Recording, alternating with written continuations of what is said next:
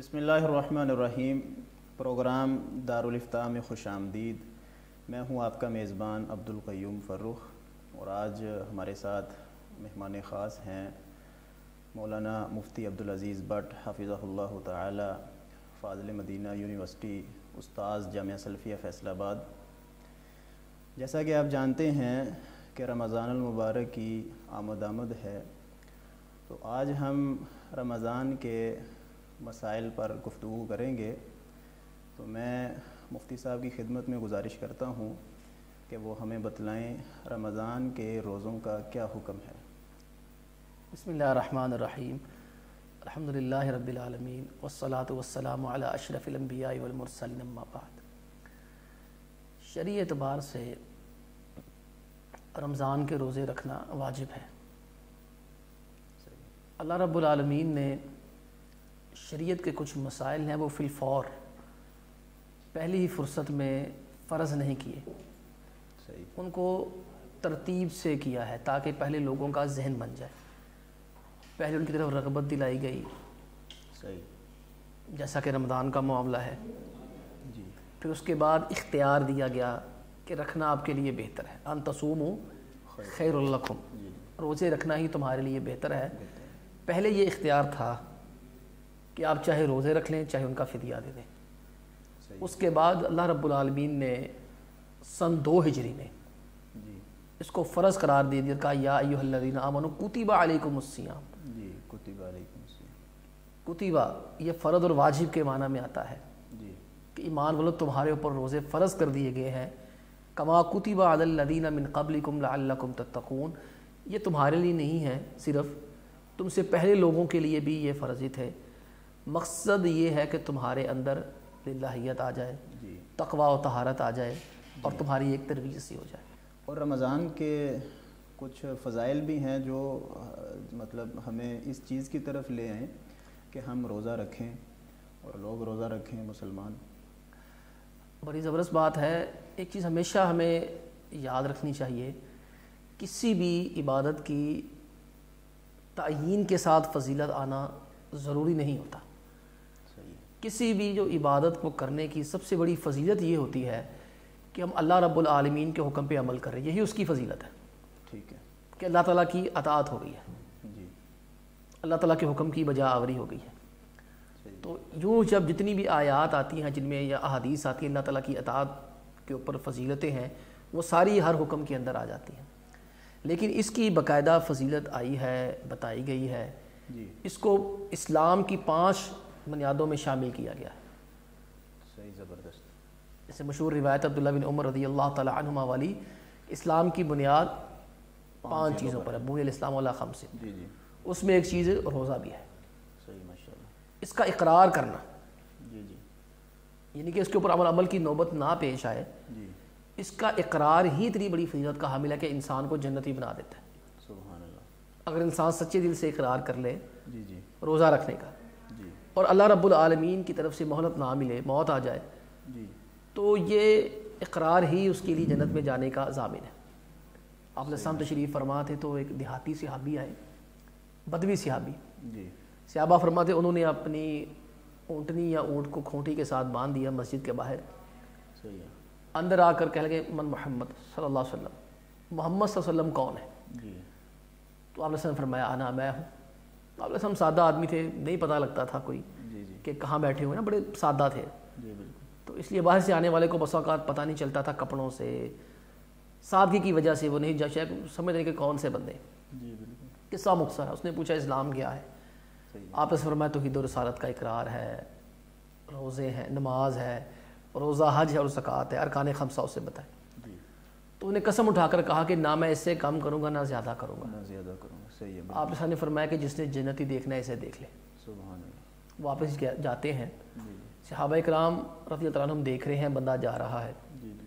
صحابی فرماتے ہیں راوی حدیث، جیسے وہ اونٹ پہ سوار ہوئے ہیں، اپنی سواری پہ پاؤں پسلا ہے اونٹنی کا یا اونٹ کا، ان کی گردن کا منکا ٹوٹ گیا، منہ کے بل گرے۔ آپ علیہ السلام بڑی ہی تیزی کے ساتھ ان کی جانب بڑھے ہیں، اتنی تیزی سے کہ آپ کی چادر مبارک گھسٹ رہی تھی۔ نبی اکرم صلی اللہ علیہ وسلم نے اپنے زانوں پہ اس کا چہرہ رکھا اپنی گود میں، اور غور غور سے اس کو دیکھنا شروع کر دیا۔ ان کا انتقال ہو گیا۔ صحابہ کرام نے اللہ کے حبیب علیہ الصلوۃ والسلام سے پوچھا کہ آپ اتنی تیزی سے کیوں اٹھے ہیں اور اس کے چہرے کی جانب بڑے غور سے کیوں دیکھ رہے تھے؟ وہ بات یاد رکھیے، آپ نے فرمایا تھا کہ جس نے جنتی دیکھنا ہے اسے دیکھ لے۔ آپ نے سامنے فرمایا کہ اللہ نے مجھے دکھایا، میں نے دیکھا جنت کے فرشتے اس کے منہ میں جنت کے پھل ڈال رہے تھے۔ سبحان اللہ۔ آپ اندازہ کیجیے، صرف اس نے اقرار کیا، ابھی اقرار ہی کیا ہے ارکان خمسہ کا۔ جی جی، عمل کوئی نہیں کیا، عمل کا موقع ہی نہیں ملا، بالکل، ابھی تو نکلا ہی تھا بس کہ میں بعد میں کروں گا۔ جی جی، یعنی کہ صدقے دل کے ساتھ رمضان کے روزوں کو اقرار کرنا ہی اتنی بڑی چیز ہے کہ انسان کو جنتی بنا۔ جب وہ جنتی بن جاتا ہے پھر اس کے آگے لمبے جو ہے وہ معاملات ہیں، اس کے لیے جو ہے جنت کا اسپیشل گیٹ ہے، ریان جسے کہتے ہیں، ریان گیٹ آ جاتا ہے، سرابی والا گیٹ۔ جی جی، نام بڑا پیارا ہے، ریان، سرابی والا گیٹ۔ کیوں؟ اس لیے کہ بھوکا پیاسا رہا، پیاس مشکل ہوتی ہے، اس کو اسی دروازے سے گزارا گیا جس کا نام ہی سرابی ہے۔ پھر اللہ رب العالمین کا دیدار ہے اور اس کے علاوہ مختلف چیزیں ہیں جو کہ سب یہ روزے کی نیت بھی ہوتی ہے۔ بالکل، روزہ بھی نیت سے ہے، انما الاعمال بالنیات، تمام اعمال کا دار و مدار ہی نیتوں کے اوپر ہے۔ اب یہ ایک مسئلہ آتا ہے کہ نیت کیسے کرنی ہے، جی بالکل، اس کے اوپر ذرا توجہ کی جائے، وہ جو کچھ غلطیاں ہیں ان کی اصلاح ہو جائے۔ صحیح، زبردست۔ کیا زبانی نیت کی جائے گی؟ جو زبانی نیت ہے اس کے اندر دو نامناسب چیزیں ہیں۔ صحیح ہے۔ ایک تو نبی کریم علیہ الصلوۃ والسلام سے، صحابہ اکرام سے یہ زبانی طور پر ثابت ہی نہیں ہے، ثابت نہیں ہے۔ ہاتھ جمرے پہ زبانی ثابت ہے، وہاں ہم کریں گے زبان کے ساتھ بول کر، یہاں ثابت نہیں ہے۔ اب ایک تو یہ چیز ہے کہ آپ علیہ الصلوۃ والسلام کا طرز عمل نہیں ہے، صحابہ اکرام کا طرز عمل یہ کہیں بعد میں آیا ہے۔ جی بالکل، بعض احباب کے خیال میں یہ 600-700 سال بعد آیا ہے۔ صحیح ہے۔ اگلا مسئلہ آتا ہے یہ جو لفظ ہم استعمال کرتے ہیں، ہمارے بعض احباب دوست حضرات، وَبِالصَّوْمِ غَدٍ نَوَيْتُ مِنْ شَهْرِ رمضان، جی، آپ اس کی جملے پہ غور کریں، اس کے ترجمے پہ غور کریں، اس میں بڑی ہی نامناسب بات ہے۔ جی، یعنی اس بیچارے کا پہلا روزہ بھی گیا اور اس نے عید کا روزہ بھی رکھ لیا۔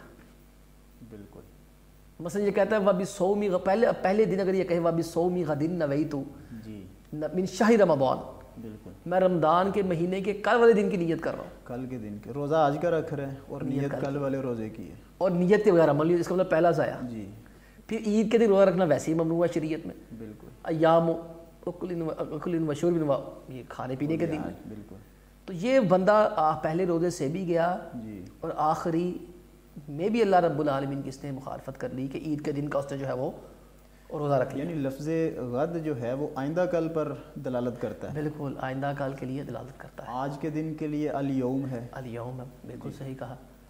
تو جو بندہ غد کہہ رہا ہے اپنی نیت میں اور یہ غد کا لفظ بول رہا ہے، اس کا مطلب وہ آئندہ دن کے روزے کی نیت رکھ رہا ہے۔ پھر جب آئندہ دن کے روزے کی نیت کری تو پہلا جو ہے وہ بیچارے کا گیا۔ جی جی پھر روزہ جو ہے وہ نیت ہوتی ہے دل کے ارادے کا نام، جی، اور نیت کب کرنی ہے، نیت کیا ہے؟ یہ جو میں رات کو سوتا ہوں جی تو میں پوچھ کے سوتا ہوں کہ صبح کھانے کے لیے کچھ ہے، یہ نیت ہی ہے۔ تو ظاہری بات ہے نیت یہ سحری سے پہلے ہونی چاہیے یا سحری کے وقت یہ پہ ہونی چاہیے؟ جیسا کہ روایت بھی ہے، جو سحری سے پہلے نیت نہیں کرتا اس کا روزہ نہیں ہوتا، یعنی کہ حد یہ ہے، جی، آخری چیز یہ، اس سے پہلے آپ کر لیں۔ دونوں روزوں میں ہے، فرضی میں بھی اور نفلی میں بھی؟ نفلی کے اندر گنجائش ملتی ہے، نفلی میں گنجائش ہے، کیونکہ آپ علیہ السلام گھر میں تشریف لائے تھے تو پوچھا کھانے کے لیے کچھ ہے، جی، فرمایا گیا کچھ نہیں، آپ نا عام طور پر گھر میں ضحیٰ کے بعد تشریف لاتے تھے۔ جی میں اچھا بھی پھر میرا روزہ ہے، میرا روزہ ہے، بالکل، اس سے تو گنجائش نکلتی ہے نفل میں۔ فرض میں طلوع فجر سے پہلے، لیکن رات سے وقت شروع ہو جاتا ہے، آپ کہہ رہے ہیں الارم لگانا، جی جی، یہ نیت ہی ہے، مجھے جلدی جگا دینا یہ نیت ہی ہے، سارے سو جاؤ یار صبح روزہ رکھنا ہے یہ بھی نیت ہے، یہ نیت ہی ہے، اور کھانے پینے کا انتظام یہ ساری نیتیں ہی ہیں، آپ کے تمام اعمال نیتیں ہی ہیں۔ جی، اٹھ ہی جانا سحری کے لیے وہ بذات خود اٹھنا بھی ایک نیت ایک نیت ہے، میں اٹھ ہی عام طور پر ہم اس وقت نہیں اٹھتے، آدھا پونا گھنٹہ پہلے تہجد کے وقت، جی جی، یہ اٹھنا ہی نیت کے اندر جو ہے وہ سارے کا سارا شمار ہو جاتا ہے۔ اور سحری کب تک کھا سکتے ہیں ہم؟ سحری کا کھانا؟ ہاں، سحری کا کھانا آپ شروع کر دیں، اس میں بہرحال افضل تو یہی ہے اس میں تاخیر کی جائے، صحیح ہے، جتنی تاخیر کریں گے اتنا بہتر ہے۔ تاخیر سے مراد ہے طلوع فجر سے پہلے، جی جی، یعنی مطلب اذان جب ہو رہی ہے اس سے پہلے کھانا ہے، ہاں، یا اذان کے درمیان میں تھوڑی بہت گنجائش ہے کھانے کی؟ دیکھیں اس میں دو کیفیتیں ہیں، ایک تو بندہ اپنی جان بوجھ کے روٹین ایسی بناتا ہے کہ اذان کا وقت قریب ہو تو میں کھانا شروع کر دوں، یہ تو غلط ہے۔ صحیح نہیں، بالکل نامناسب ہے۔ یہ ایک رخصت ہے کہ آپ اچانک دیر سے اٹھے ہیں اور آپ کھا رہے تھے، درمیان میں اذان ہونا شروع ہو گئی، آپ اس کھانے کو مکمل کر لیں، صحیح ہے، وہ جو آپ کے سامنے پڑا اسے مکمل کر لیں، فٹافٹ کھا لیں، لیکن جان بوجھ کے ایک روٹین اپنی ڈالنے کے روزانہ کی بنیاد پہ یہ کام کرنا یہ انتہائی نامناسب ہے اور یہ غلط حرکت ہے، اس کی اجازت کسی طور پر نہیں دی جا سکتی۔ تو جو لوگ سحری بہت پہلے کھا لیتے ہیں، مطلب سحری کا ٹائم نہیں ہے ابھی، مطلب 12 بجے یا 1 بجے یا 2 بجے ہی کھا کے وہ سمجھتے ہیں کہ ہم نے سحری کھا لی ہے، اس میں دو چیزیں ہیں، ایک تو وہ شریعت کا جو حکم ہے اس کی مکمل پاسداری نہیں کرتے، صحیح ہے، اور دوسری بات یہ ہے کہ وہ نبی کریم علیہ الصلوۃ والسلام کی دعا سے محروم رہ جاتے ہیں۔ جی بالکل، کر لیں، حرج کوئی نہیں ہے، جی لیکن وہ جو دعائے نبوی ہے نا وہ تو قبول ہونی ہے۔ صحیح بات ہے، آپ علیہ الصلوۃ والسلام فرماتے ہیں اللہ نے میری امت کی سحری میں برکت رکھی ہے، برکت رکھی ہے، بالکل، اور اس کو مبارک کھانا کہا ہے۔ صحیح بات ہے، ایک صحابی آیا آپ علیہ الصلوۃ والسلام کے پاس، تو آپ سحری فرما رہے تھے، فرمایا حلما الی الغداء المبارک، آؤ یار برکت والا کھانا کھا لو میرے ساتھ مل کے۔ سبحان اللہ، اب یہ برکت دو طرح کی ہے، جی ایک ہے برکت حصی اور ایک برکت معنوی۔ جی، اب برکت حصی کیا محسوس ہوتا ہے آپ کو کھانا کھانے کے بعد نا، آپ زیادہ وقت گزار سکتے ہیں، 16 گھنٹے کا روزہ، 14 گھنٹے کا روزہ ہے، بعض ممالک میں بہت زیادہ ہے۔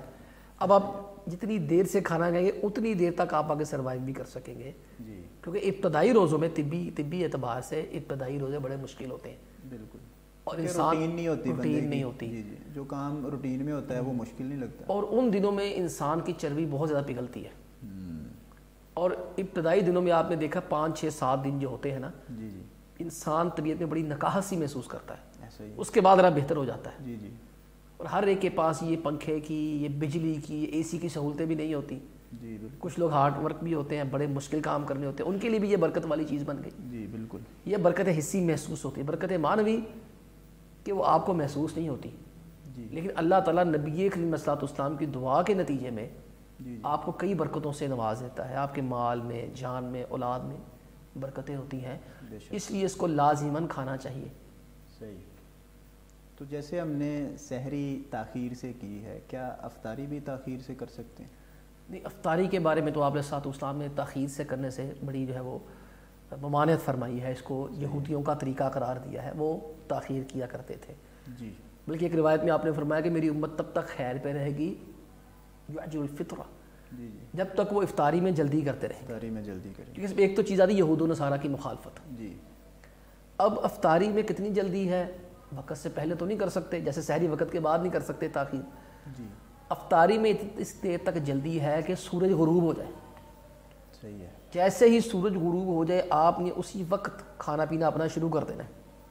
اذان کا بھی کوئی اعتبار نہیں، اذان ہو یا نہ ہو، ہاں اذان تو ویسے ہمارے یہاں الحمدللہ ہو جاتی ہے، لیکن بس اوقات یہ ہوتا ہے کہ اذان ہو رہی ہے آپ کے کانوں میں اذان کی آواز نہیں آتی، آواز نہیں ہے، بالکل، یا ہمارے ہاں تصور ہے کہ احتیاطی منٹ دینے ہیں، اذان ہوگی تو ہم شروع کریں گے، ہاں ہوگی تو ہم شروع کریں گے، یا ہماری مسجد سے ہوگی تو ہم شروع کریں گے، ہاں جی، یہ بھی ایک، یا سائرن بجے گا جی جی پھر شروع کریں گے۔ جی بالکل، تو یہ اب جو دور ہے الحمدللہ یہ ڈیجیٹل دور ہے، اس میں آپ کے پاس ایپس ہیں، ایپ سٹور سے بڑی ایپس مل جاتی ہیں، بالکل ایسا، اور بڑی چیزیں ہیں، کیلنڈر ماشاءاللہ آگے ہیں، ہر لوگ کیلنڈر چھپواتے ہیں، گھر میں ہوتے ہیں، آپ دیکھ لیں آج کتنے منٹ پہ افطار ہونا ہے، اگر لائٹ چلے گئی ہے آپ کے کانوں میں اذان کی آواز نہیں آ رہی، آپ اس کو شروع کر لیں بھی حرج نہیں ہے، صحیح ہے، اللہ کے نبی علیہ الصلوۃ والسلام سے ثابت ہے، ایک سفر میں تھے آپ علیہ الصلوۃ والسلام، جی، جیسے ہی افطاری کا وقت ہوا ہے اللہ کے نبی علیہ الصلوۃ والسلام نے افطاری پہلے کی ہے، اذان بعد میں دلوائی ہے، صحیح ہے، تو اس حدیث سے جی، اور اذان بعد میں دلوائی ہے، جی جی، اس روایت سے ہمیں معلوم ہوتا ہے کہ اگر کوئی ایسی صورتحال بن جائے، بس اوقات ایسا ہو جاتا ہے، تو سفر میں آپ ہوتے ہیں، آپ بس میں ہیں، بس کسی جو ہے وہ موٹر وے پہ ہے یا کسی ایسی جگہ، موٹر وے تو پہ آبادی ہے ہی نہیں، بالکل، جی ٹی روڈ پہ تو آپ کو پھر مل جائے گی آبادی، موٹر وے تو بالکل کلین، وہاں پر تو آپ کو آواز آنی کوئی نہیں کسی کی، بالکل، تو اگر آپ کے پاس گھڑی ہے، کیلنڈر ہے، اس شہر جہاں سے بستی سے آپ گزر رہے ہیں اس کے ٹائم کا آپ کو پتہ ہے، آپ اطمینان کے ساتھ جو ہے وہ روزہ افطار کر لیں بغیر کسی دقت اور پریشانی کے۔ صحیح، زبردست، تو کیا دعا پڑھنی چاہیے روزہ افطار کرنے کے لیے؟ روزہ افطار کے لیے نا جو دعائیں مشہور ہیں وہ دو ہیں، ایک ذهب الظمأ وابتلت العروق وثبت الاجر انشاءاللہ، یہ تو حسن روایت ہے، اس کو زیادہ اعتماد ملا اس روایت کو۔ ایک دوسری روایت ہے، اس کے دو الفاظ بڑے مشہور ہیں، اللہم انی لک صمت وآمنت وعلیک توکلت وعلی رزقک افطرت۔ بل یہ جو کچھ دو الفاظ ہیں نا، وہ کچھ الفاظ اس میں وہ ثابت نہیں ہیں، صحیح ہے، وہ اس روایت میں موجود نہیں، وہ بعد کا اضافہ ہے، صحیح ہے، وہ الفاظ تو نہیں پڑھے جائیں گے۔ ایک اور الفاظ ہے اللہم لک صمت وعلی رزقک افطرت، اس روایت کے اوپر اہل علم کا کلام ہے، بعض اہل علم اس کو سند ضعیف قرار دیتے ہیں جی، اور بعض اس کو مستند مانتے ہیں۔ صحیح ہے، اب ہمارے پاس ایک روایت ہے ذهب الظمأ وابتدأ العروق وثبت الاجر انشاءاللہ، جی، تو میری ذاتی رائے میں، میرے خیال میں مناسب یہی ہے، جس روایت کی صحت میں اور اس کے ضعف میں اختلاف ہے، جی، اس سے نکل کر ہم اس روایت کی طرف جائیں جس کے اوپر کسی کو کلام نہیں ہے، زبردست، تاکہ وہ ایک پڑھنے والے کے دل میں جی جی، خلش نہ رہے کہ پتہ نہیں میں صحیح پڑھا ہوں، پتہ نہیں میں، شبے سے بچ جائے، جی، ہاں شبے سے بچ جائے، اور جو ہے وہ اس کے اوپر عمل کرے، ذهب الظمأ وابتدأ العروق وثبت الاجر انشاءاللہ، یہ پڑھ لیں۔ تو مفتی صاحب کیا روزے دار کے لیے کوئی ایسی چیزیں ہیں، ایسے کام کہ جس سے اس کا روزہ ثابت رہتا ہے، روزہ ٹوٹتا نہیں ہے؟ عام طور سے روزے دار کے لیے انہی چیزوں میں جو ہے نا وہ امتیاز کرنا مشکل ہو جاتا ہے، کچھ مسائل ایسے ہیں آپ کے علم میں جن سے روزہ نہیں ٹوٹتا، جیسے ہم کلی کرتے ہیں اور ناک میں پانی چڑھاتے ہیں، اور بسا اوقات کلی کے دوران پانی حلق میں اتر جاتا ہے، تو اس میں کیا کہتے ہیں آپ شریعت کی روشنی میں؟ دیکھیں جو کلی وغیرہ ہے نا، حلق میں تو کوئی چیز نہیں جانی چاہیے، صحیح ہے، اگر نسیان ہو جائے، اگر بھول چوک ہو جائے، جی، پھر تو اللہ رب العالمین معاف کرنے والے ہیں، جی بالکل، جیسا کہ اللہ تعالیٰ تو کھانے پینے والے کو معاف کر دیتے ہیں، ایسے، تو روزے کے دوران غلطی سے کھا پی لیتا ہے نا، جی جی، تو اس کے بارے میں آتا ہے انما اطعمہ اللہ وسقہ، اللہ رب العالمین نے اس کو کھلایا اور پلایا ہے، یعنی کہ اللہ نے اس کو بلایا ہے۔ جی بالکل، یہ ہے کہ ایسے بندے کو روکا فوراً جائے گا، کلی کرے لیکن گلے میں پانی نہ جانے دیں، جی جیسے کہ ہم وضو کے درمیان کرتے ہیں، ناک میں پانی ڈالیں، ظاہر بات ہے وضو کرنا ہے، جی، اب میں وبال فی الاستنشاق کی، جی جی، جہاں آپ نے وضو سکھایا نا، آپ نے صحابی کو فرمایا تھا ناک چڑھانے میں خوب مبالغہ کرو، اچھی طرح پانی چڑھاؤ، کیونکہ غدر زیادہ ہوتا ہے نا اندر، جی جی بالکل، الا ان تکون صائما، مگر روزے کی حالت میں ایسا نہیں کرنا، صحیح ہے، ناک میں پانی لگائیں، ناک صاف کریں، لیکن اس کو جو ہے چڑھائیں نہ اندر، جی جی، اندر تک نہ، اس کو اوپر تک بانسے تک نہ لے کے جائیں، جی، اس کو وہیں تک جو ہے وہ گزارا کریں، یعنی روزے کے بغیر ناک میں پانی چڑھانے میں تکلف ہے، تکلف ہے، روزے کے اندر تکلف نہیں ہے، ہاں شدت نہیں ہے، روزے کے اندر آپ میں، کیونکہ وہ ناک کا جو مسئلہ ہے نا اصل میں، جی، ناک کی جو ہڈی اس کے جو ہے وہ اندر نالی ہے، وہ سیدھی حلق کے اندر جاتی ہے، جی جی بالکل، اور وہ سیدھا جو ہے وہ حلق کے اندر، اسی سے میں آپ کو اور کہوں ڈراپس کا معاملہ آ جاتا ہے، جی بالکل، جو ڈراپس ہم استعمال کرتے ہیں جی جی، مجبوری بھی ہے، صحیح بات ہے، اس کے بغیر گزارا بھی نہیں ہے۔ جی، اب یہ ڈراپس کی نا پھر ہم 3 قسمیں کرتے ہیں، صحیح ہے، ایک ہے کان میں ڈالنا، جی، ایک ہے ناک میں ڈالنا، ایک ہے آنکھ میں ڈالنا۔ تو آپ روزے کی حالت میں ناک میں ڈراپس نہ ڈالیں، ٹھیک ہے، اس کی روٹین ڈاکٹر سے پوچھ کے ایسی بنائیں، ایک سحری سے پہلے استعمال کریں، ایک افطاری کے بعد استعمال کر لیں۔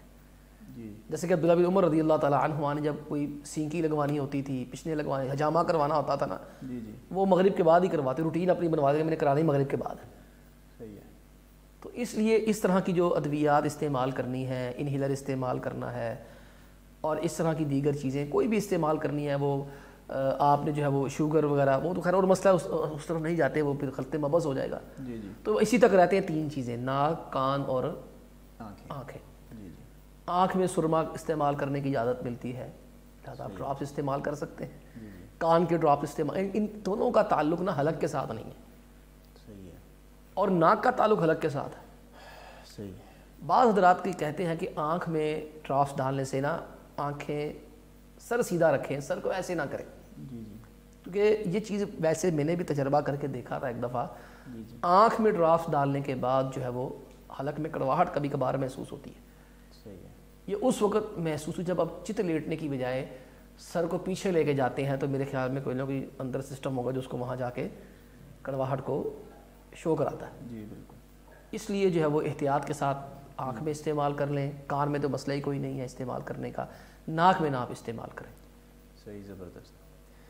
اللہ رب العزت نے انسان کی فطرت بنائی ہے, اسے کچھ چیزوں کے ساتھ دوچار کیا ہے اور وہ لازمی طور پر اس کے ساتھ ہو کر رہتی ہیں, وہ لازم ہے اس کی شخصیت کے ساتھ, ذات کے ساتھ. تو رات جب ہم سو جاتے ہیں تو کسی ایسی حالت میں, جب صبح آنکھ کھلتی ہے تو ہم کسی ایسی حالت میں ہوتے ہیں کہ ہم پر غسل جنابت فرض ہو جاتا ہے. تو کیا ایسی حالت میں کہ غسل جنابت فرض ہو ہم سحری کھا سکتے ہیں, روزہ رکھ سکتے ہیں بغیر غسل کیے, بغیر نہائے دھوئے؟ اچھا, اس میں دو چیزیں ہم کر لیتے ہیں. پہلی چیز یہ دیکھ لیتے کہ آپ کے پاس مکمل ٹائم ہے, زیادہ ٹائم ہے, زیادہ وقت ہے. جی, آپ آرام سے پہلے غسل کر لیں. ٹھیک ہے. آپ کے پاس فراغت ہے, زیادہ وقت ہے, جی جی, آپ ایک فرض پہلے ادا کر لیں. بالکل. جو آپ کے اوپر فرض ہو چکا ہے, بالکل. آپ آرام سکون سے تسلی سے نہا لیں, پھر جو ہے وہ سحری کر لیں. جی. لیکن اگر ہم دیکھیں کہ ہمارے پاس سحری کے لیے وقت کم ہے, اگر ہم نے غسل پہلے کر لیا جی, تو سحری کی وجہ سحری رہ جائے گی. ایسے بندے کے لیے یہی ہے کہ پہلے وہ سحری کر لیں اور اس کے بعد جو ہے وہ غسل کر لیں. جیسا کہ غالباً ام سلمہ رضی اللہ تعالیٰ عنہ یا امہات المؤمنین میں سے کوئی اور روایت کرتی ہیں کہ آپ علیہ الصلوۃ والسلام نے پہلے سحری کی ہے, بعد میں غسل کیا ہے. کیونکہ آپ کے پاس اذان کے بعد بھی وقت ہوتا ہے. بالکل. تو آپ بعد میں نہا سکتے ہیں, کوئی حرج نہیں ہے اس میں. جی, یعنی اگر وقت آپ نے بتایا کہ وقت زیادہ ہے تو پھر پہلے نہا لینا چاہیے, اس فرض کو ادا کر لینا چاہیے. اور اگر وقت کم ہے تو پہلے کھانا کھا لینا چاہیے, کھانے کے بعد نہا کے پھر نماز پڑھ لینا بالکل, چاہیے. پھر جو ہے وہ نماز کے لیے چلا جائے. صحیح. اور روزے کی حالت میں کوئی شخص کسی دوسرے شخص کو یعنی مریض کو بلڈ وغیرہ, خون وغیرہ دے سکتا ہے یا خون لگوا سکتا ہے؟ ہاں, چلے ہم اس کی بھی دو قسمیں کر لیتے ہیں, خون دینے کی, نکالنے کی, نکلوانے کی. ایک آپ نے جو ہے وہ دینی ہے, ٹیسٹ کروانے ہیں فرض کریں. ٹھیک ہے. لیبارٹری میں آپ چلے جاتے ہیں تو ٹیسٹ والے تو صرف ایک انجیکشن ہی لیتے ہیں. جی, اس سے تو الحمدللہ کوئی کمزوری محسوس پتہ بھی نہیں چلتا, وہ ایسے کر کے خون لگا تھوڑا سا نکل کے. جی بالکل. ایک جو ہے وہ انجیکشن چھوٹا سا وہ لے لیتے ہیں. جی, تو وہ تو روزہ افطار کرنے کی ضرورت کوئی نہیں ہے اس کے لیے. جیسا کہ آپ علیہ الصلوۃ والسلام نے حجامہ کرایا تھا. جی بالکل. جسے موجودہ دور میں کپنگ کہہ لیتے ہیں, جی, پچھنے لگوانا کہہ لیتے ہیں. جی جی, اس طرح کے نام دے لیے جاتے ہیں. جی جی, اس میں تھوڑا سا خون نکلتا ہے. بالکل. اس میں تو آپ علیہ الصلوۃ والسلام نے کوئی جو ہے وہ روزہ بعد میں افطار نہیں کیا. جی, اب یہ حکم یہی ہے, اس میں تو کوئی مسئلہ ہی نہیں ہے کسی کا. اگلا مسئلہ ہے کہ خون دینا کسی کو. صحیح ہے. وہ یہ جو ہے وہ دینے کے بعد بہتر یہی ہے کہ انسان افطار کر لے, یا افطاری کے بعد دے یا سحری سے پہلے دے. جی, اللہ رب العالمین نے ہمارے دن ایک سسٹم رکھا ہوا ہے, ہمارے نا جسم کے اندر ایک ریزرو 1 پاؤنڈ کی تھیلی رکھی ہے خون کی. صحیح ہے. ہر انسان کے جسم میں میرر آپ دیکھیں گے ہمیں ہلکا پھلکا کٹ لگتا ہے تو ہمیں کوئی کمزوری محسوس نہیں ہوتی. صحیح بات ہے.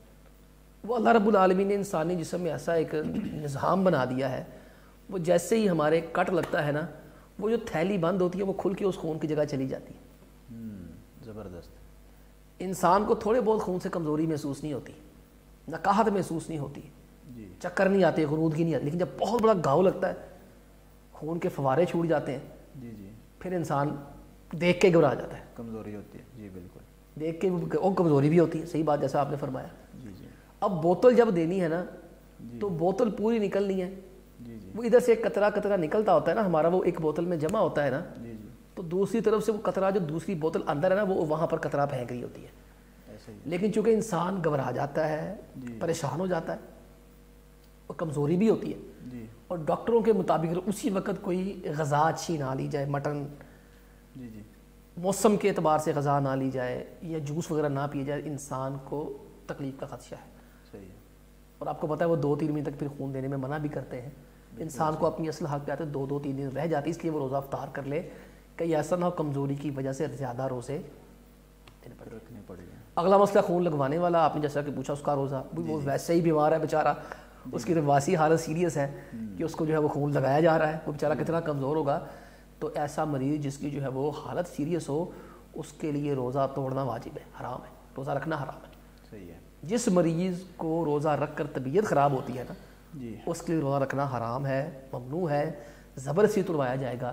جیسا کہ آپ علیہ الصلوۃ والسلام نے ایک صحابہ کو کمزوری دیکھی, نکاہت دیکھی, آپ ہمارے روزے توڑو. صحیح ہے. جب آپ کو پتہ لگا کہ نہیں روزے توڑے سب نے, جی جی جنہوں نے رکھے تھے, آپ فرمایا اولئک العصاۃ اولئک العصاۃ اولئک العصاۃ, 3 مرتبہ فرمایا یہ میرے نافرمان ہیں.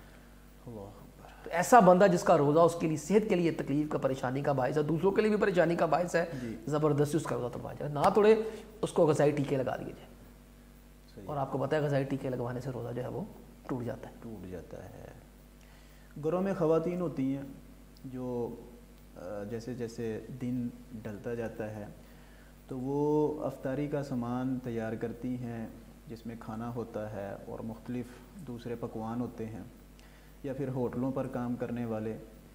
تو اگر انہوں نے روزہ رکھا ہوا ہے اور وہ دیکھنا چاہتے ہیں ہنڈیا سے نمک وغیرہ, تو ان کے لیے کیا حکم ہے؟ کیا وہ ذائقہ چکھ سکتے ہیں اور نمک چکھ سکتے ہیں ہنڈیا کا؟ اچھا, اس میں ہم 2 طرح کے مسئلہ کر لیتے ہیں.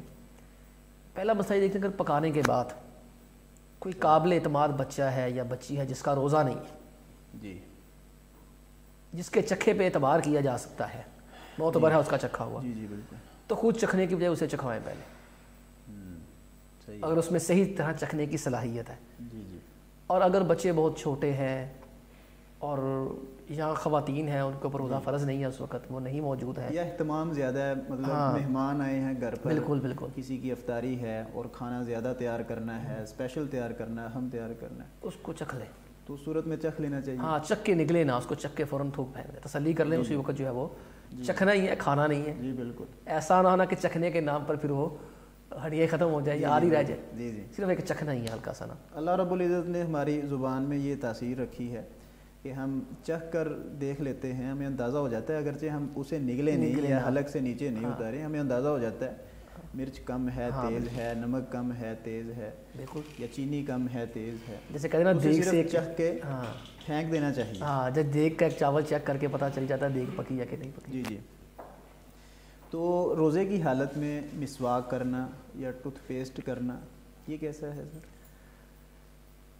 ایک تو مسواک ہے, جی, بعض احباب نے سند اس پہ کلام بھی کیا ہے سند پہ. صحیح ہے. آپ علیہ الصلوۃ والسلام روزے کی حالت میں کہتے ہیں مسواک کر لیا کرتے. جی, بات وہی ہے, مسواک کریں, ٹوتھ پیسٹ کریں, جی جی, اس کو حلق میں نہیں جانے دینا. صحیح ہے. اور ٹوتھ پیسٹ بھی جب آپ نے کرنی ہے نا تو ٹوتھ پیسٹ جو ہے وہ ظاہری بات ہے اس میں کیمیکلز ہوتے ہیں, جی جی, اس میں جو ہے وہ چیزیں جو ہے وہ بعد میں بلبلے سے بن جاتے ہیں منہ کے اندر. جی بالکل. تو ٹوتھ پیسٹ میں ایسا ہوتا ہے, وہ برش میں جو ہے وہ مسواک میں ایسا نہیں ہوتا.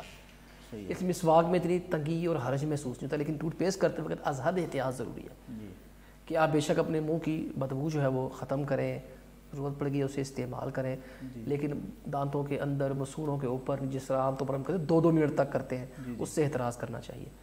ایک مجبوری ہے, اس کے بعد استعمال کر لیں, اور اس کے بعد اس کو نگلنا نہیں ہے, اور کلیاں وغیرہ جو کرنی ہے اس کے بعد اس کو جو ہے وہ اچھے طریقے سے صاف کر دینا ہے. یہ بھی ایک احتیاط ہے کہ مسواک یا ٹوتھ پیسٹ وغیرہ جب افطاری ہم کر لیتے ہیں, کھانا کھا لیتے ہیں افطاری کا, تب کر لی جائے, یا پھر جب صبح سحری ہم کر لیتے ہیں اور وقت ہمارے پاس ابھی ہوتا ہے, اذان شروع نہیں ہوئی, اس وقت ہم کر لیں, یعنی شام کے وقت کر لیں یا صبح کے وقت, تو دن بھر گزارا ہوتا رہتا ہے. بجائے اس کے کہ ہم روزہ رکھ کے مسواک کریں یا روزہ رکھ کے ٹوتھ پیسٹ کریں, اس میں ایک خوف رہتا ہے, ڈر رہتا ہے, پانی حلق میں نہ اتر جائے, ٹوتھ پیسٹ کا جو ذائقہ ہے وہ حلق میں نہ اتر جائے, یا مسواک بعض دفعہ تر ہوتی ہے تو تر مسواک کا جو ذائقہ ہے وہ حلق میں نہ اتر جائے. تو ہم اگر یہی احتیاط کر لیں کہ مسواک یا ٹوتھ پیسٹ سحری میں کر لیں یا افطاری میں کر لیں, تو یہ صحیح نہیں ہے. ہاں, زیادہ بہتر تو یہی ہے کہ انسان جو ہے وہ جتنا ہو سکے اپنے آپ کو ان چیزوں سے ذرا دور رکھے, خدشات سے, جی, اوہام سے, شکوک و شبہات سے بندہ دور ہی رکھے. اور اصل بھی یہی ہے کہ ڈاکٹر حضرات یہی کہتے ہیں کہ اگر آپ نے صحیح معنوں میں ٹوتھ پیسٹ کا جو ہے وہ دانتوں کو فائدہ پہنچانا ہے, مسواک کا, تو کھانا کھانے کے بعد ہی کی جائے. صحیح, زبردست. رمضان کا مہینہ بڑا برکت والا مہینہ ہوتا ہے, اس میں عبادات کا اہتمام بھی بہت زیادہ ہوتا ہے عام دنوں کی نسبت. تو اس میں لوگ راتوں کو قیام کرتے ہیں. دن کا روزہ تو رکھنا ہی ہے, راتوں کو زیادہ عبادات ہوتی ہیں, جیسے قیام اللیل ہے ہمارے ہاں, اسی طرح قرآن مجید کی تلاوت ہے کثرت کے ساتھ, دعائیں ہیں, اذکار ہیں. تو اس بارے ذرا روشنی ڈال دیں. قیام اللیل, رات کا قیام کیسے ہونا چاہیے, کس انداز سے ہونا چاہیے؟ قیام اللیل کہیں, تہجد کہیں, تراویح کہیں, جی, ان میں فرق کوئی نہیں ہے. صحیح ہے. وہی تہجد کی نماز جو اس وقت پڑھی جاتی تھی, اسے ذرا پہلے کر دیا گیا, جی جی, اسی کے قائم مقام ہے. صحیح ہے. تراویح کا لفظ قرآن و سنت میں تو آپ کو نہیں ملے گا. یہ بعد میں اہل علم نے اس کو استعمال کیا ہے. تراویح کا لغوی مطلب ہے ٹھہراؤ کرنا, جی, تھوڑا سا اطمینان سے بیٹھنا, وقفہ کرنا. صحیح ہے. علماء ایسے ہی کیا کرتے, فقہا شروع سے ایسا ہی تھا, صحابہ کرام بھی, وہ 4 رکعت کے بعد کچھ دیر کے لیے بیٹھ جاتے آرام سے فریش ہونے کے لیے. تراویح کا مطلب اتنا فریش ہونا, آرام سے بیٹھنا, تھکن تھوڑی سی دور کرنا, تو یہ اس سے لفظ چل پڑا تراویح.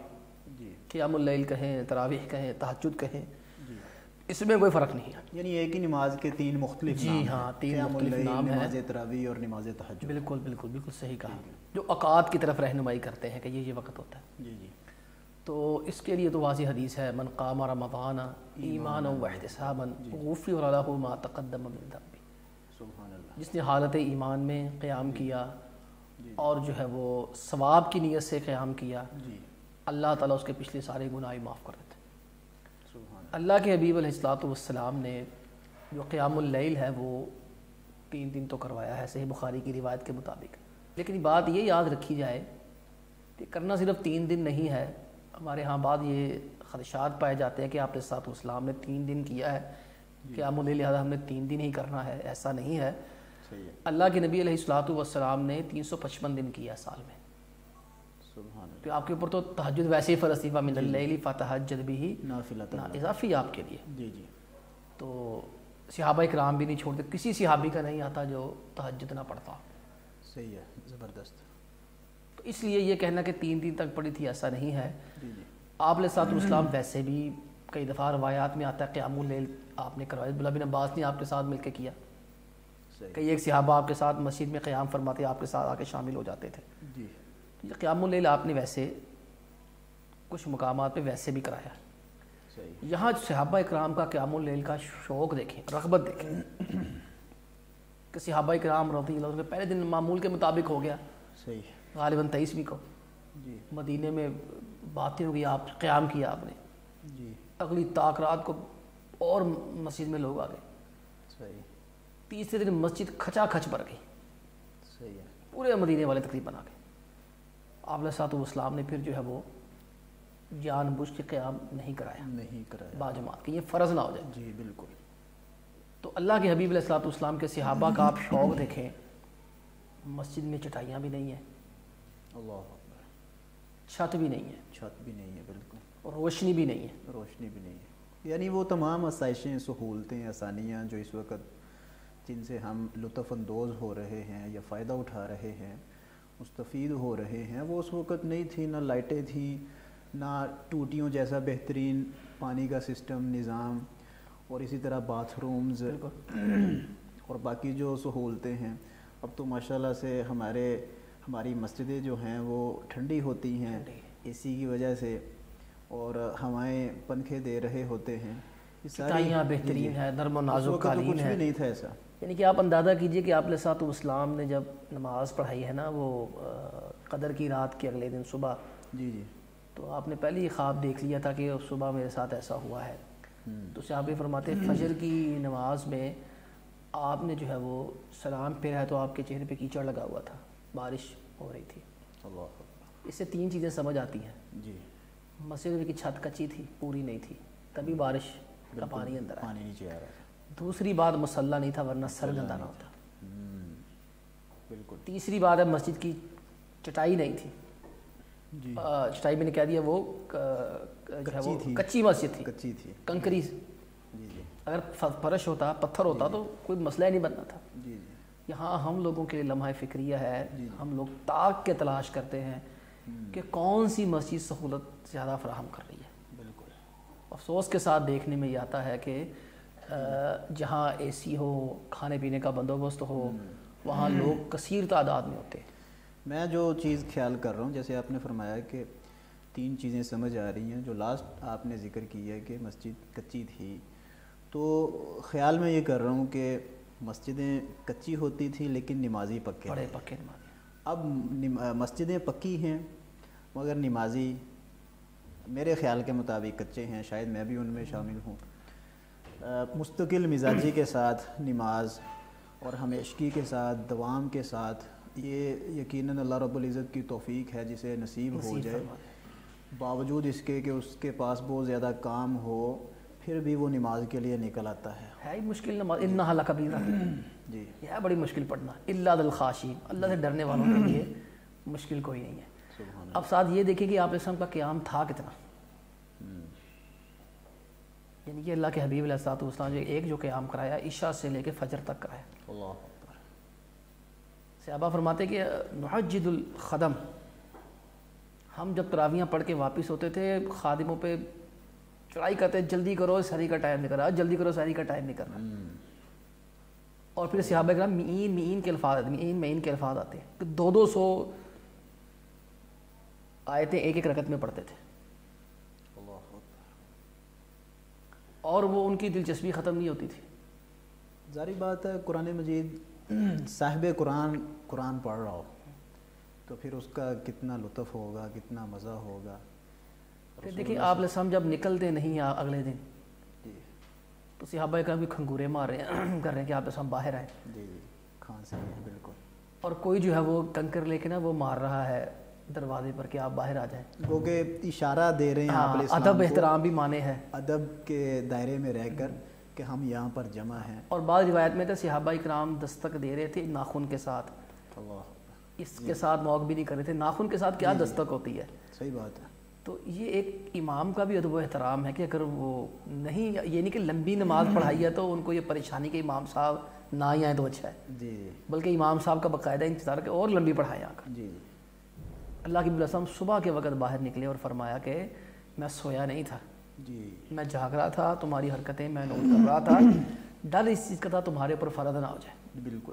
آپ علیہ السلام کے انتقال کے بعد جب فرض ہونے کا خدشہ ختم ہو گیا، جی شریعت مکمل ہو گئی، اب فرض تو کسی پہ نہیں، کوئی نہیں آگے کر سکتا، پھر عمر فاروق رضی اللہ عنہ نے ایک باقاعدہ سسٹم دیا۔ اب وہ سسٹم تھوڑا سا سمجھ لیں، انہوں نے تراویح باجماعت کا آغاز نہیں کیا۔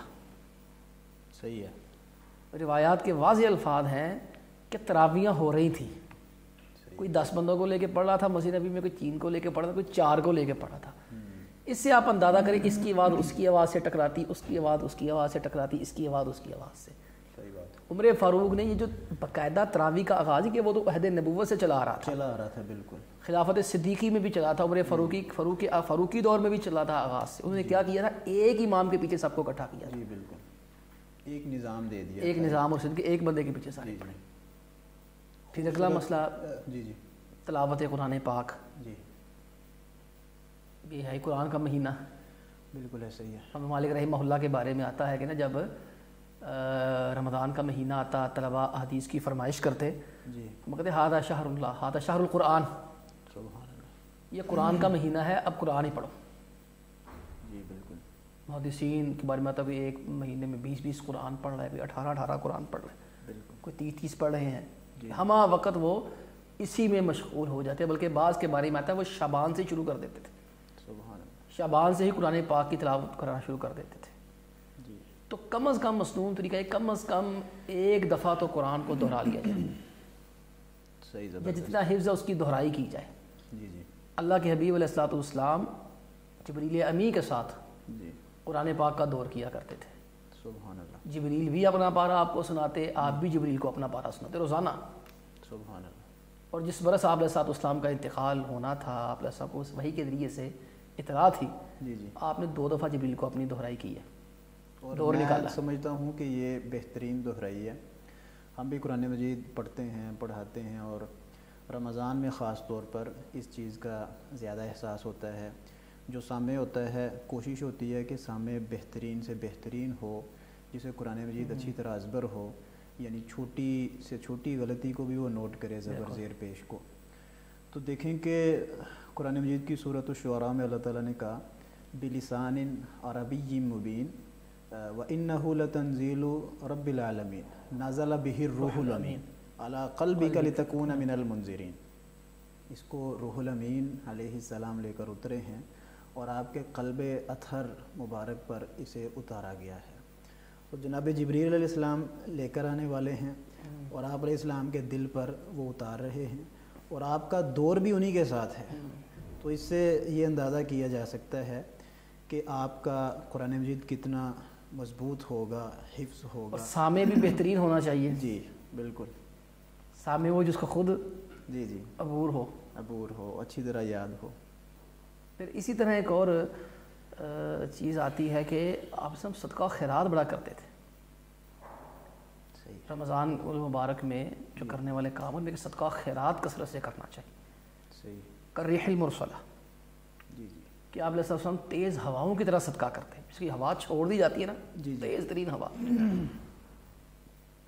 تیز ہوا سے مراد یہ ہے کہ چھوٹا بڑا امیر غریب سب کو دیا کرتے تھے. جس طرح ہوا چلتی ہے، ہوا جی جی، صرف ضرورت مند کو نہیں کہ اس کو گرمی لگ رہی ہے تو اس کو دینی ہے. بالکل. جو اے سی کے اندر بیٹھا ہے ہوا اسے بھی آ رہی ہے، ہوا کا فائدہ اسے بھی ہو رہا ہے. تو یہ کثرت کے ساتھ صدقہ خیرات کرنا ہے. اور آپ دیکھیں کہ رمضان المبارک میں لوگوں کی بڑی اچھی روٹین ہے کہ لوگ اس میں زکاتیں ادا کرتے ہیں. صحیح، زبردست. حالانکہ زکوٰۃ تو سال کے بعد بھی فرض ہے، لیکن ہمارے ایک تصور پایا جاتا ہے کہ رمضان میں زکوٰۃ دیتے ہیں. یہ بھی ایک اچھی بات ہے. پھر اسی مہینے میں صدقہ خیرات کرنے کے لیے صدقہ فطر بھی فرض ہے. صحیح ہے. صدقہ فطر دو تاکہ قریب تمہارے ساتھ شرکت کر لیں. جی بالکل. پھر اس طرح آپ نوٹ کیجئے کہ اللہ کے حبیب علیہ الصلوۃ والسلام نے جب عید کی نماز پڑھائی ہے، راوی فرماتے ہیں عید الاضحیٰ تھی یا عید الفطر تھی، آپ کی آواز خواتین تک نہیں گئی. اللہ کے حبیب علیہ الصلوۃ والسلام باقاعدہ خواتین کے پاس عید کے دن بھی گئے. جی بالکل. اور ان کو جا کر دیگر ارشادات فرمائے. وہاں یہ فرمایا تصدقنا، جی بالکل، فإنی أُرِیتُکُنَّ أَکْثَرَ أَہْلِ النَّارِ، اللہ، میں نے دیکھا ہے جہنم میں تمہاری بڑی کثرت ہے، تم زیادہ سے زیادہ صدقہ خیرات کیا کرو. یعنی خود بھی آپ صدقہ خیرات بے تحاشا کر رہے ہیں. بالکل. اور روایت میں جب جبریل ملتے تو آپ اور زیادہ صدقہ خیرات کرتے ہیں. سبحان اللہ. پہلے بھی صدقہ خیرات کرتے تھے لیکن جبریل کے ملنے کی خوشی میں جی جی اور زیادہ کرتے. شارحین لکھتے ہیں کہ اس کا مطلب ہے جب آپ کو کوئی نیک آدمی ملے، جی، آپ کو اس نیک آدمی کی خوشی میں بھی صدقہ خیرات کرنا چاہیے کہ اللہ رب العالمین نے آج مجھے ایک نیک آدمی کی صحبت سے مشرف فرمایا. جی جی، مشرف فرمایا. پھر آپ ہم صدقہ فطر کی ترغیب دے رہے ہیں، اس کے ساتھ ساتھ جو ہے وہ خواتین کو کہہ رہے ہیں. جی، تو اس میں بھی ہمیں جو ہے وہ اہتمام زیادہ سے زیادہ جو ہے وہ کرنا چاہیے رمضان میں. صحیح. صدقۃ الفطر اور اسی طرح دیگر جو صدقات ہیں ان کے ساتھ ساتھ اور بھی عبادات ہیں رمضان میں جن کا خاص اہتمام کیا جاتا ہے، جیسے عمرہ کرنا. عمرہ کرنا بالکل رمضان میں اس کا اجر بھی شاید ڈبل ہو جاتا ہے. نہیں زیادہ، جیسے الفاظ روایت کے آتے ہیں نا. جی جی. یعنی کہ میں نے ایک روایت پڑھی تھی تابعوا بین الحج والعمرہ فإنہما ینفیان الفقر والذنوب، کہ یہ جو ہے حج اور عمرے کے درمیان، حج اور عمرے میں تسلسل رکھو. تسلسل رکھنا چاہیے. جی، زیادہ گیپ نہ آنے دو ان میں. ایک کے بعد دوسرا کرو. تو یہ جو ہے وہ فقر کو یعنی غربت کو بھی ختم کر دیتے ہیں اور گناہوں کو بھی ختم کر دیتے ہیں. اور ایسے ختم کر دیتے ہیں جیسے بٹی کے اندر لوہے کو رکھا جائے یا سونے کو رکھا جائے یا چاندی کو رکھا جائے تو میل کچیل ان سے علیحدہ ہو جاتی ہے. تو رمضان المبارک میں عمرہ کرنا، اس کی کیا فضیلت ہے سر؟ اس کے بارے میں دو طرح کے لفظ مجھے یاد آ رہے ہیں، دو فضیلتیں. جی. پہلی پہلی فضیلت تو یہ ہے کہ یہ حج کے برابر ہے اس کا ثواب. صحیح، سبحان اللہ. ایک صحابیہ تھی، وہ نبی علیہ الصلوۃ والسلام کو کہیں ملی تو اللہ کے حبیب علیہ السلام نے پوچھا بھئی آپ حج کرنے نہیں آئی؟ خیریت تھی. صحیح ہے. انہوں نے کہا جی ہمارے پاس نا ایک ہی دو سواریاں ہیں اونٹ. جی جی. ایک گھر کے کام کاج کے لیے ہے، جی. ایک پہ میرے شوہر آپ کے ساتھ جی جی چلے گئے. جی. تو میرا آنا ممکن نہیں تھا. صحیح ہے. آپ نے فرمایا کہ اذا جاء رمضان، جب رمضان آئے نا جی جی تو عمرہ کر لینا. اور فرمایا کہ رمضان میں عمرہ کرنے کا ثواب حج کے برابر ہوتا ہے. سبحان اللہ. یہ ایک اس کی فضیلت ہے. دوسری چیز اس کی آپ نے ایک روایت میں فرمایا کا حجۃ معیہ، اللہ کہ رمضان میں عمرہ کرنے کا ثواب ایسا جیسا اس نے میرے ساتھ مل کے حج کیا۔ سبحان اللہ۔ رمضان المبارک کا جو آخری عشرہ ہوتا ہے وہاں خاص طور سے لیلۃ القدر کی بات ہوتی ہے۔ کچھ لوگوں نے تو خاص کر لیا ہے اس کو کہ قدر کی رات جو ہے وہ 27ویں رات ہی ہے، تو اس بارے آپ کیا کہتے ہیں؟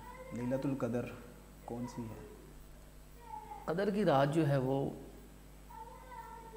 آخری جو عشرہ ہے، دھاکہ ہے، اس کی طاق راتوں میں آنی 21، 23، 25، 27 اور 29۔ صحیح۔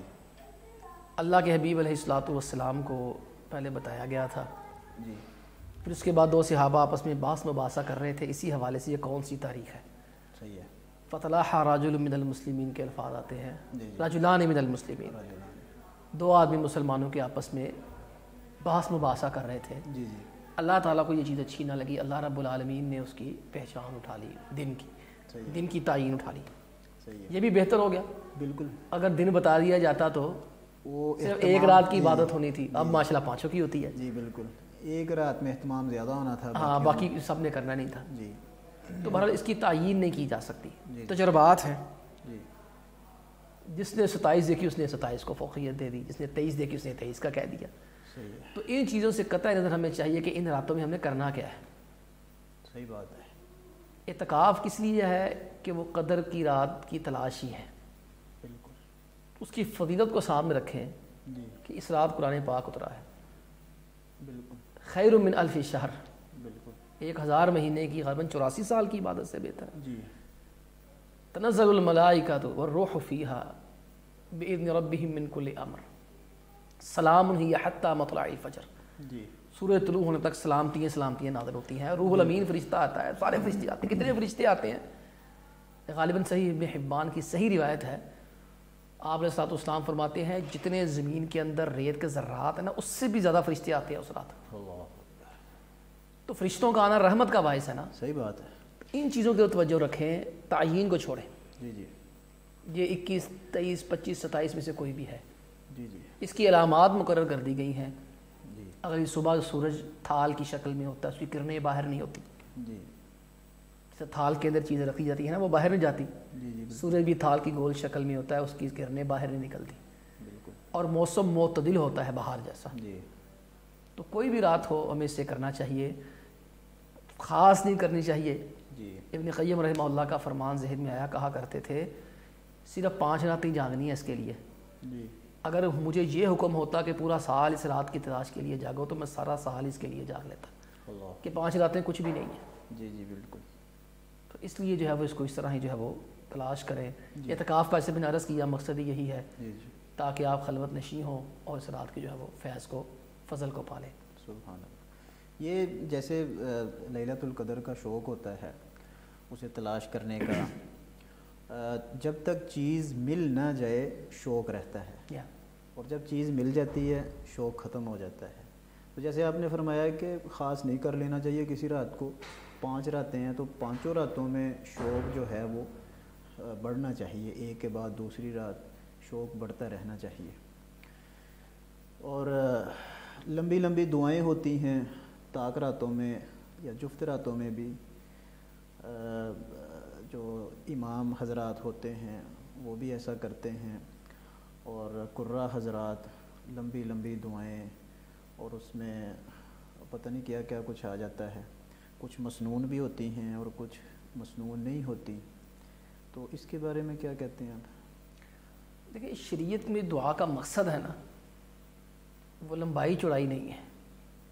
صحیح ہے، یعنی ایک حافظ صاحب کو یا قاری صاحب کو یا امام صاحب کو جتنی دعائیں یاد تھیں انہوں نے ساری پڑھ دی ہیں، پیچھے بزرگ بھی ہیں، جوان بھی ہیں اور بچے بھی ہیں، اور ان میں کچھ مریض بھی ہیں، ایسے ہی اگر مستورات ہیں تو وہاں پر بھی لازمی طور پر ایسے ہوں گے کوئی نہ کوئی، لیکن قاری صاحب کو جتنی دعائیں یاد تھیں انہوں نے ساری پڑھ دی ہیں۔ تو کیا یہ بہت زیادہ دعائیں پڑھ دینا یہ زیادہ بہتر ہے، یا مسنون دعائیں اور تھوڑی پڑھنا یہ زیادہ بہتر ہے؟ دیکھیں یہ تو پکی بات ہے، خیر الہدی ہدی محمد صلی اللہ علیہ وسلم، صلی اللہ علیہ وسلم۔ بہترین طریقہ وہ جو نبی کریم علیہ الصلوۃ والسلام کا طریقہ ہے۔ اسی سے ہم کہہ سکتے ہیں بہترین دعائیں وہی ہیں جو نبی کریم علیہ الصلوۃ والسلام کی زبان مبارک سے ادا ہوئی ہیں، کیونکہ آپ نے فرمایا اوتیت جوامع الکلم، مجھے اللہ نے جامع ترین کلمات دے دی ہیں. جی بالکل. تو وہ تو ان دعاؤں کا مقابلہ غیر مسنون دعا کوئی نہیں کر سکتی. جی. تو ائمہ کے لیے یہی ان کی خدمت میں گزارش ہے، مختصر دعا کریں. جی. دعا کو سمجھ کے کریں. ہاں یہ بھی بات ہے کہ دعا میں نے عرض کیا لمبائی چوڑائی مقصود نہیں، خشوع خضوع مطلوب ہے. جی جی. رٹی رٹائی چیزیں. اور جیسے کسی قاری صاحب کی کیسٹ سنی ہے، آڈیو یا ویڈیو دیکھی یا سنی ہے، ویسے ہی اب کئی دفعہ ایسا ہوتا ہے دیکھنے میں مشاہداتی طور پر کہ ایک قاری صاحب اپنی تلاوت کے دوران جہاں پر انہوں نے وہ روئے ہیں، آنسو بہائے ہیں، اب جو قاری صاحب دوسرے ان کو کاپی کر رہے ہیں وہ بھی اسی جگہ پر رو رہے ہیں، آنسو بہا رہے ہیں. دل کی کیفیت کو تو اللہ تعالیٰ جانتا ہے، ہم کسی پر حکم نہیں لگا رہے، لیکن ایسی چیز بھی ہے. تو آپ کے فرمان کے مطابق سوچ کر سمجھ کر معنی پر غور و فکر کریں کہ میں مانگ کیا رہا ہوں اللہ سے، اور پھر جو ہے وہ تیز تیز دعائیں کرنا، سامعین کو آمین کہنے کا موقع نہ ملنا. جی. یہ اصل میں یہ زیادہ کام شروع ہوا ہے ائمہ حرمین سے. صحیح ہے. وہاں پر بڑے بڑے مشائخ ہیں، کبار ہیں، ہمارے لیے قابل احترام ہیں. جی جی. تو وہاں سے جب سے یہ چیز شروع ہوئی ہے نا، تب سے جو ہے وہ یہ اس چیز کو بہت فروغ مل گیا ہے. ہم وہاں رہے ہیں، ہماری یونیورسٹی کا راستہ مسجد نبوی سے 8-7 منٹ کا تھا سارا. صحیح ہے. ختم القرآن غالباً 29ویں کو ہوا تھا اس سال، ہم وہاں پر تھے. وہی 7-8 منٹ کا راستہ 3.5-4 گھنٹے میں طے کیا. پورے لوگ مدینے کے آگے تھے. 30-35 لاکھ کا مجمع تھا، مجھے اچھی طرح یاد ہے اس سے. اور وہاں ہمارے ایک دوست نے ایک بہت پیاری بات کہی تھی. اس نے ہندوستان کا تھا، اس نے کہا کہ جو چیز نبی کریم علیہ الصلوۃ والسلام کے طریقے سے ہٹ کے کی جائے گی اس میں بے چینی اور پریشانی ہی آپ کو ملنی ہے. اب یہ دیکھیں لمبی چوڑی دعا میں ایک اور طریقہ نیا دریافت ہوا ہے. ایک ہوتا ہے قنوت وتر، اس کو قنوت وتر تک رہنے دیا جائے، قنوت نازلہ نہ بنا دیا جائے. بالکل. یہ ایک دعا کے اندر بڑی نامناسب چیز ہے. دیکھیے قنوت نازلہ کا ایک الگ محل ہے، اس کا ایک الگ مقصد ہے. اس کو وہیں تک رہنے دیں. مسلمانوں پہ آفت مصیبت آئی تو آپ ان کے لیے دعا فرما رہے ہیں. جی بالکل. آپ اس قنوت وتر کو بھی قنوت نازلہ کی شکل میں لے گئے. جی. اور دوسرا پھر یہ کہ اس کو اتنا طویل کر دیا ہے، اتنا طویل کر دیا ہے، وہ تو کیا ہی کیا، اس کو آپ نے نماز کے اندر لے کر آ گئے. یعنی کہ جب آپ نے آخری سورت پڑھنی ہے، سورت الف لام میم کا کچھ حصہ پہلا رکوع شامل کرنا ہے، آپ نے اس کے بعد وہیں سے دعا شروع کر دینی ہے. آپ یہ بھی غور کریں بعض مساجد میں یہ معاملہ بھی ہے. یہ نہیں ہے کہ وطر کے اندر یہ دعا کی جا رہی ہے، یہ ختم قرآن کی دعا کہی جا رہی ہے کہ آپ نماز کے اندر ہی ایک دعا کا سلسلہ شروع کر رہے ہیں جو کہیں سے ثابت نہیں ہے. ائمہ حرمین اللہ کی حفاظت فرمائے، انہوں نے یہ کام ہو گئے ہیں، ہو رہے ہیں، لیکن دیکھیں وہاں کے جو موثوق علماء ہیں، پختہ علماء ہیں، وہ ان چیزوں کو پسند نہیں کرتے، کیونکہ اس میں ایک عوامی ذوق شامل ہے، عوامی شوق شامل ہے. اور جو عوامی رجحان ہوتا ہے نا، بس اوقات اس کے خلاف جانا پریشانی کا باعث بھی بنتا ہے، لوگ مانتے بھی نہیں ہیں. تو کم از کم جہاں پر ہمارا بس چلتا ہے ہمیں چاہیے وہاں لوگوں کی اصلاح کریں اور لوگوں کو بتائیں کہ اللہ رب العالمین ٹوٹے پھوٹے الفاظ بھی سنتا ہے، اور حقیقت میں وہ سنتا ہی وہی ہے. سچی بات ہے. وہ مسجع مقفع کلام نہیں پسند کرتا. وہ جو حدیث میں آتا ہے کہ قیامت سے پہلے دعا میں مبالغہ کیا کریں گے. یہ دعا میں مبالغہ ہے، زیادتی ہے، غلو ہے. اور لا تغلو فی دینکم، عبادت میں دین میں غلو اللہ تعالیٰ کو پسند نہیں ہے. صحیح بات ہے. بہت سارے لوگ رمضان میں بعض جماعت نماز تسبیح کا اہتمام کرتے ہیں، ہماری شریعت کیا کہتی ہے اس سلسلے میں؟ اچھا، اس میں 2 چیزیں بڑی کرتے ہیں لوگ نماز تسبیح میں. ایک ہے انفرادی طور پر نماز تسبیح ادا کرنا، ایک ہے اجتماعی طور پر ادا کرنا. صحیح ہے. انفرادی طور پر جو کرنے والے ہیں ان میں سے کچھ اہل علم قائل ہیں، کچھ قائل نہیں ہیں. وہ روایت کے اوپر جو اس کو درست سمجھتے ہیں، قابل قبول سمجھتے ہیں، وہ اس کے مطابق عمل کر لیتے ہیں. نماز تسبیح والی روایت جو عباس رضی اللہ تعالیٰ عنہ کو سکھائی گئی تھی، جو اس کو درست نہیں سمجھتے اس کو وہ عمل کے قابل نہیں سمجھتے کہ عمل کے لیے حدیث کا مقبول ہونا، صحیح لغیرہ حسن ذاتی لغیرہ ہونا ضروری ہے. جو اس کو حجت سمجھتے بھی ہیں نا وہ باجماعت کے قائل نہیں ہیں. صحیح ہے. اب باجماعت نماز تسبیح پڑھنے والے پہلے غور کر رہی ہیں تو مستحب چلے کہہ لیں اس کو, ہم تو اس کو صحیح نہیں سمجھتے. جی. اصل جو فرض ہے وہ ادا کرتے ہیں کہ فرائض میں بے تحاشا غفلت ہے 5 نمازیں پڑھنے میں. یہ اصل میں اس طرح کے جو تصورات آئے ہیں نا, یہ کام کرو ساری زندگی کے گناہ معاف ہو جائیں گے, یہ عیسائیت سے آئے ہیں. اسی طرح کا ایک عمل اپنایا جاتا ہے قضائے عمری کا. قضائے عمری جیسے آپ نے فرمایا کہ جو اصل فرض ہے اس میں کوتاہی ہے, صرف رمضان میں نہیں باقی مہینوں میں بھی, سال کے جو 11 مہینے ہوتے ہیں تو رمضان میں قضائے عمری کو لے کر لوگ آ جاتے ہیں. حالانکہ اس کی کوئی فائدہ نہیں ہے, یہ بدعت ہے. صحیح ہے. اور اس کا بہترین طریقہ یہ کہ جو نمازیں آپ سے رہ گئی ہیں نا, آپ اللہ رب العالمین سے سچے دل سے توبہ کر لیں. جی. جب آپ سچے دل سے توبہ کر لیتے ہیں اللہ تعالیٰ سارے گناہ ہی معاف کر دیتا ہے. جی. اور مزید صدق و اخلاص ہو توبہ میں تو اللہ تعالیٰ ان گناہوں کو بھی نیکیاں بنا دیتا ہے. یبدل اللہ سیئاتہم حسنات. بالکل, اللہ ان نیکیوں گناہوں کو ہی نیکیاں بنا دیتا ہے. صحیح بات ہے. تو اس لیے اس کام کو بھی نہیں کیا جائے گا. یہ بھی جو ہے وہ نادرست کام ہے جو رمضان المبارک میں ہمارے ہاں کیا جاتا ہے. قدر کی راتوں میں ایک اور چیز جو دیکھ رہے ہیں ہم, جلسے وغیرہ محافل کا انعقاد کیا جاتا ہے, یہ کیسا ہے سر؟ انتہائی افسوس کے ساتھ کہنا پڑتا ہے کہ یہ کام بہت فروغ پا چکا ہے. اور قیام اللیل کا یا تراویح کا جو مقصد ہے شب قدر کا وہ فوت ہو کے رہ گیا. صحیح بات ہے. اب یہ عشاء کے بعد جلسہ شروع ہوتا ہے اور فجر تک جاری رہتا ہے. ایسے ہی ہے. پھر جو انداز وہاں اپنایا جاتا ہے, خطباء کی جو ڈیمانڈز ہوتی ہیں, ایک ایک تقریر کا 50,000 ہزار لاکھ روپیہ لیا جا رہا ہے, اور پھر مسجد کے اندر گائیکی کے انداز میں بالکل نعتیں پڑھی جا رہی ہیں, اور پھر مسجد کا تقدس پہ پامال کیا جاتا ہے, لوگ نوٹ نچھاور کر رہے ہیں. ایسے ہی. پھر مسجد کا تقدس پامال ہوتا ہے, نعرہ زنی ہو رہی ہے. صحیح بات. پھر فرمائشی پروگرام چل رہے ہیں. پھر کھانوں کا طویل مینیو بن جاتا ہے. ایسا ہی ہے. اب آپ تصور کیجئے کہ اصل جو مقصد ہے وہ فوت ہو کے رہ گیا. اور اس سے زیادہ دکھ کی بات ہے کہ انتظامیہ معاملات کے اندر بڑی خوش باش ہے, بڑی خندہ پیشانی سے فراخ دل سے خرچ کر رہی ہے. یعنی کہ وہ بندہ 1 گھنٹے کے لیے آیا ہے, 1.5 لاکھ روپیہ, لاکھ 1.5 لاکھ روپیہ وہ لے گیا ہے. بالکل. جو بیچارہ آپ کا ملازم ہے, خادم ہے مسجد کا, اللہ جو 24 گھنٹے ڈیوٹی دیتا ہے, اس کی سال کی تنخواہ اتنی نہیں ہوتی جتنی وہ 1 گھنٹے میں لے جاتا ہے.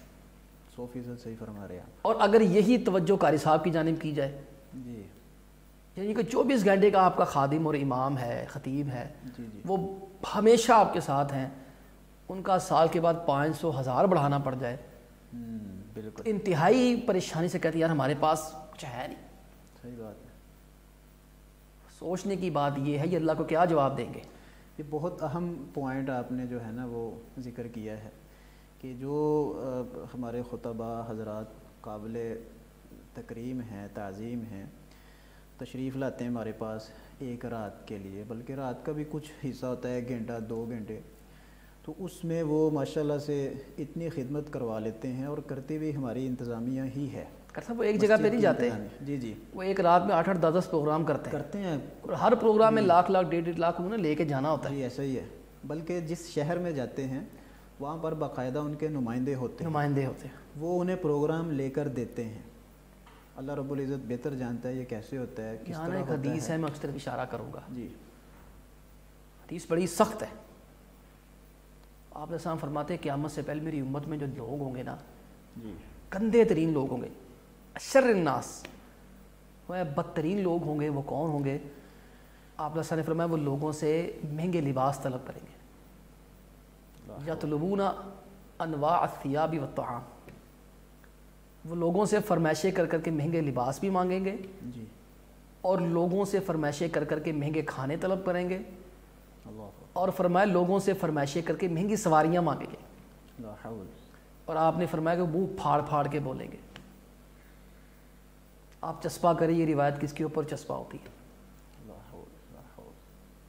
تو ان کو بھی اللہ سے ڈرنا چاہیے, خدمت کریں دین کی. صحیح بات ہے. اللہ تعالیٰ کے دین کی خدمت کریں. جی پورا سال پڑا اپنی خدمت کروانے کے لیے.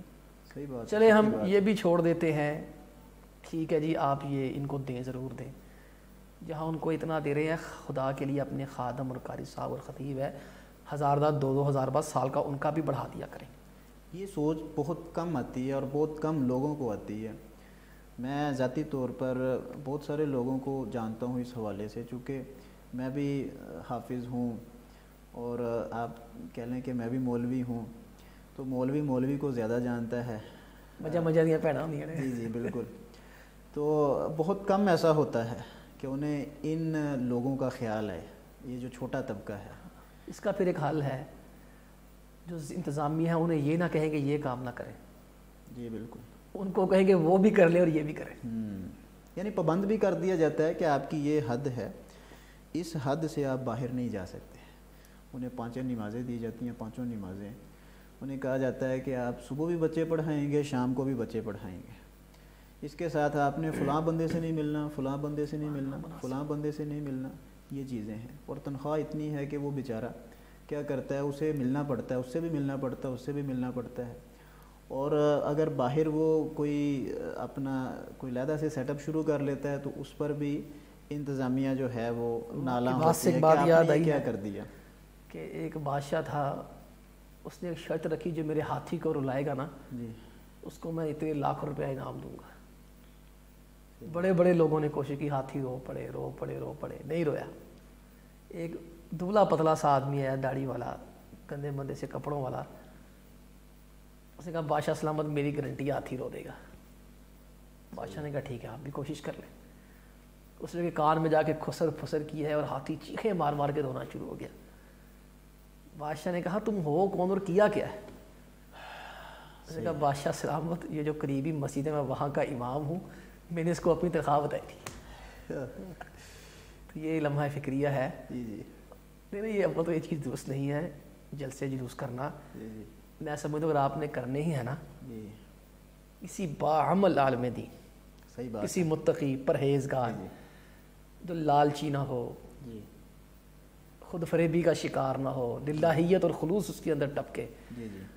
عبادت سے پہلے تراویح کے بعد آپ اس کو 20-25 منٹ دے دیں, بس آدھا گھنٹہ بہت ہے. سچی بات. اسے کہیں جی آپ لوگوں کو دین کی رغبت دلا دیں, عمل صالح کی رغبت دلائیں تاکہ یہ رات جاگیں. وہ اپنا کام کر کے چلے جائے, آپ اس کے پھر اثرات دیکھیں گے. صحیح بات, صحیح بتا رہے ہیں. یہ کام میرے خیال میں کیا جائے تو زیادہ مناسب ہے. باقی جلسے جلوسوں سے ہم نے آج تک فائدہ ہوتے دیکھا نہیں ہے. صحیح بات ہے. لوگوں کو مزہ آتا ہے, اصلاح نہیں ہوتی. الحمدللہ یہ شوق لوگوں کے اندر پیدا ہو گیا اور لوگوں کو جو ہے وہ لوگ بیدار ہو چکے ہیں. الحمدللہ انہیں اندازہ ہو گیا اس چیز کا. مجھے ایک شخص نے کہا, حالانکہ وہ خود یہ کام کرواتے ہیں, جلسے جلوس سارا کچھ, تو وہ کہہ رہے تھے کہ یہ اب کہتے ہیں ہم پر فرض ہو چکا ہے کروانا, ہم کرواتے ہیں. ہمیں بھی خود اندازہ ہے کہ اس کا جو اس کی آؤٹ پٹ ہے وہ کتنی ہے, لیکن کیا ہے کہ ہم مجبور ہیں, کروانے پڑتے ہیں ہمیں. ایک چنگاری کو شعلہ جو بنایا تم نے, اپنے ہی ہاتھ سے خود گھر اپنا جلایا تم نے. تو ٹھیک ہے, پھر اس کے پیچھے آ جائیں تھوڑا سا, کوئی بات نہیں, کچھ نہیں ہوتا. پھر آپ کو پتہ جو کھانا پینا دیا جاتا ہے نا, یہاں میں کتنی ہجڑ بازی ہوتی ہے مسجد میں. خواتین کی حرمت پامال ہوتی ہے, بے پردگی ہوتی ہے وہاں پہ. وہاں بندہ جا کے تقسیم کر رہا ہے, دکم پیل وہاں پر ہو رہی ہے. صحیح بات ہے. اگر آپ نے تقسیم کرنا ہے نا جلسوں جلوسوں میں, کوئی ایسا اہتمام کرے, دکم پیل بھی نہ ہو, ہر ایک کو جو ہے وہ چیز بھی مل جائے. صحیح, زبردست. رمضان میں ایک کام کیا جاتا ہے, شبینہ کا اہتمام کیا جاتا ہے. شبینہ کیا ہے اور کیوں ہوتا ہے ایسا؟ اس میں شبینہ کے اندر ایک تصور بن گیا ہے کہ ایک رات میں قرآن پاک ختم کرنا ہے.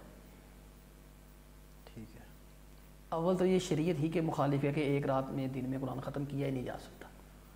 یہ شبینہ شب سے ہے, شبینہ واللہ عالم, لفظ تو فارسی کا شب. جی جی. تو ایک شب کے اندر وہ پھر وہ ختم کرنے کی کوشش کرتے ہیں. جی جی.